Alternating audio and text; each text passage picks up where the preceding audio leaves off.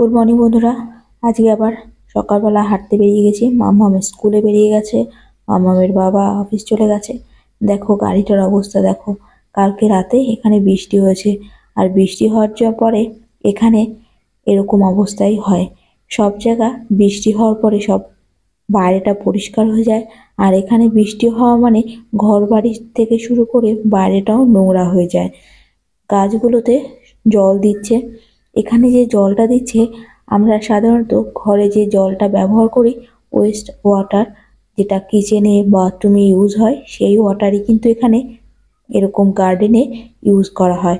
এখানে জল কিন্তু সবই রিপ্লেস করে ইউজ করা হয়। আমি বেরিয়ে গেছি হাঁটতে। অনেক দিন পরে এরকম হাঁটতে এলাম।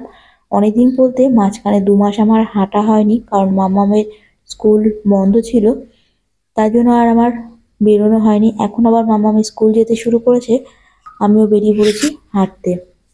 এ দেখো কেঁচো। এখানে এই ফার্স্ট টাইম আমি কেঁচো দেখলাম। এখানে কিন্তু আসার পরে আমি এত গাছপালাও দেখিনি আর কেঁচোও দেখিনি। আমি যখন প্রথম এসেছিলাম এখানে কিন্তু এরকম কিছুই ছিল না। এইসব দেখে না ছোটবেলার কথা ঠিক মনে পড়ে। আমাদের ছোটবেলাতে আমাদের বাড়ি যেহেতু একটু গ্রামের দিকে, আমরা এগুলো সব দেখতে পেতাম, কিন্তু বর্তমান এগুলো আর দেখতে পাই না। যখন ইন্ডিয়াতে যাই এগুলো খুব মিস করি, আর এখানে হাঁটতে এসে এগুলো সব দেখতে পেয়ে আমার ভীষণ ভালো লাগছে।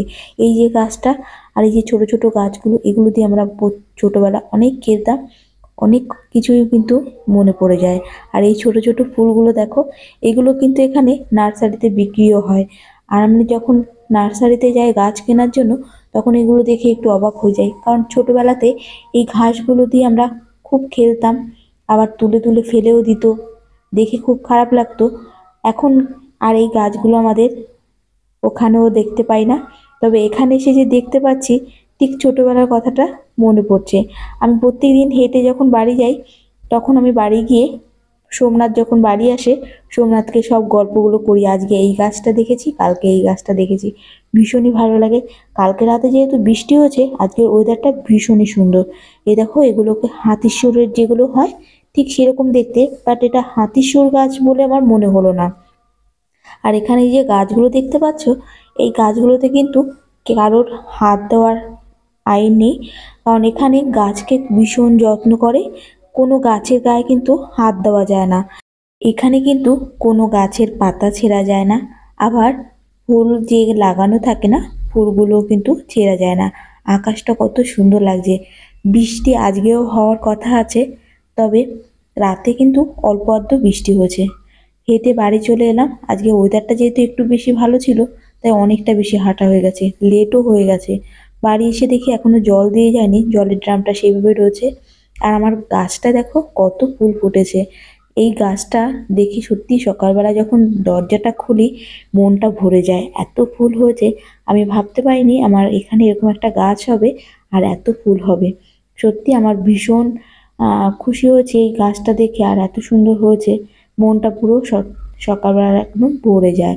আর এই গাছটা দেখো, এখানে এই যে গাজরগুলো ছিল, আমি সম্পূর্ণ গাজরটা তুলিনি, কয়েকটা গাজর রেখে দিয়েছিলাম, কারণ গাজরের সিড এখানে বাইরে পাওয়া যায় না। আর আমি একটা ফুল হওয়ার জন্য অপেক্ষায় ছিলাম। সত্যি একটা ফুল হয়েছে। যদি এখান থেকে সিড রেখে দেওয়া যায় তাহলে তো খুব ভালো।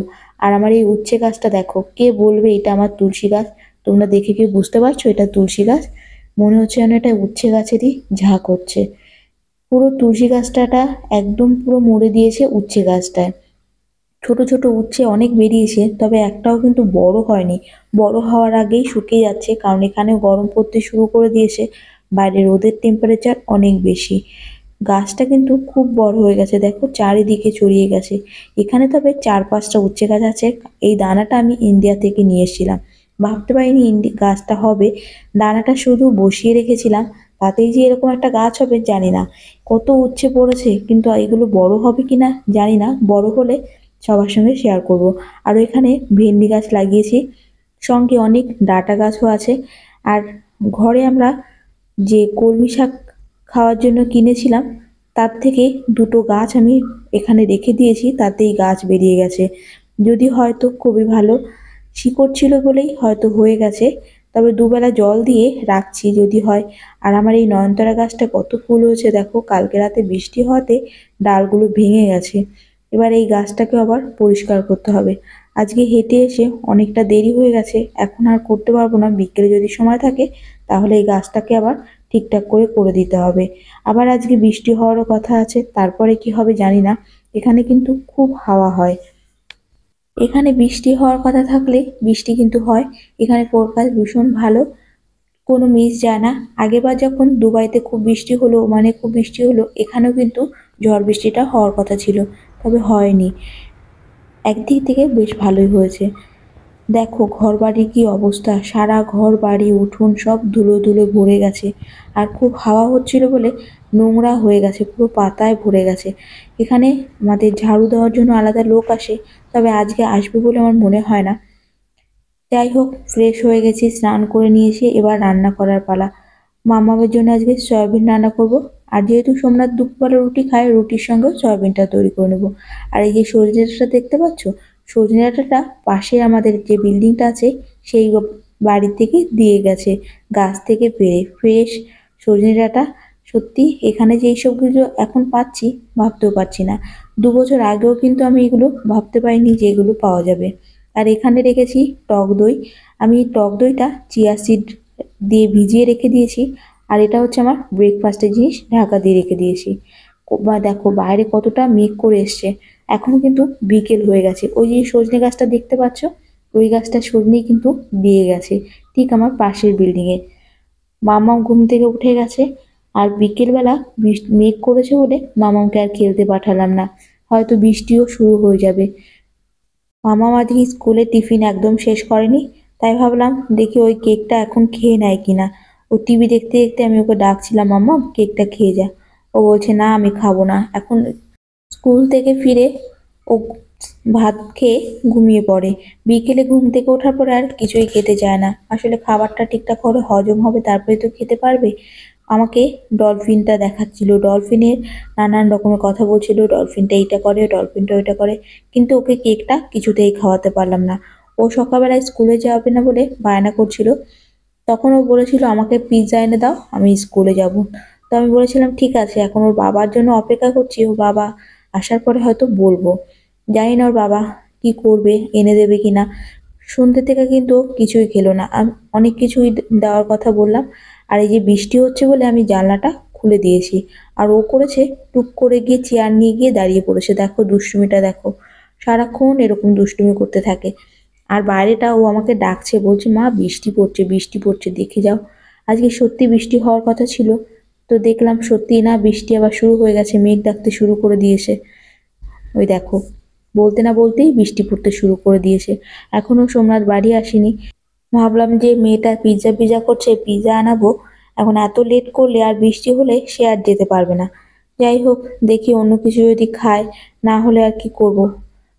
বাইরে মামার জুতোটা ছিল, তাই দরজা খুলে জুতোটা তুলতে গেলাম। দেখি সত্যি বড় বড় ফোঁটায় বৃষ্টি পড়তে শুরু করে দিয়েছে।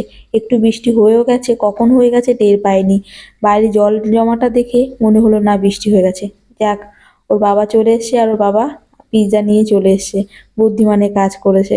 ওর বাবাও এখন নিজের জুতো তুলতে বেরিয়ে গেছে, কারণ বৃষ্টি পড়তে শুরু করে দিয়েছে। এখানে বৃষ্টির কোনো ভরসা নেই, কখন জোরে হবে, কখন কম হবে, কখনো হয়তো 2 ফোঁটা 3 ফোঁটা হয়ে চলেই গেল। তাই মামা পিৎজা পেয়ে ভীষণ খুশি হয়েছে। আমিও একদিক থেকে নিশ্চিত হলাম, কারণ ও ঘুম থেকে উঠে কিছুই খায়নি। রাতে ডিনার করার মাঝখানে কিছু একটা খেতে হয়। আর ও দুপুরে অনেকটা আগেই খেয়ে নেয়, খেয়ে ঘুমিয়ে পড়ে, তাই সন্ধ্যেবেলা কিছু না কিছু একটু দিতে হয়। আজকে আমি কিছুই বানাইনি, কারণ টাইম পাইনি। ওকে কিন্তু ম্যাক্সিমাম ঘরেই আমি কিছু না কিছু বানিয়ে দিই, বাইরের খাবার খুব একটা দিই না। তবে পিৎজাটা ঘরে করি না, কারণ এখানে পাপাজান থেকে পিৎজাটা অনেক কমে পাওয়া যায় আর ভালো পিৎজা পাওয়া যায়। তাই আমি আর পিৎজাটা ঘরে বানাই না। অন্য অন্য অনেক কিছুই কিন্তু ঘরে বানিয়ে দিই। মামাম নাগেজ আর পিৎজা পেয়ে ভীষণ খুশি, ও খেতে থাকুক। আজকে ভিডিওটা এখানেই শেষ করছি। ভালো লাগলে চ্যানেলটা অবশ্যই সাবস্ক্রাইব করে দেবেন। সবাইকে ধন্যবাদ।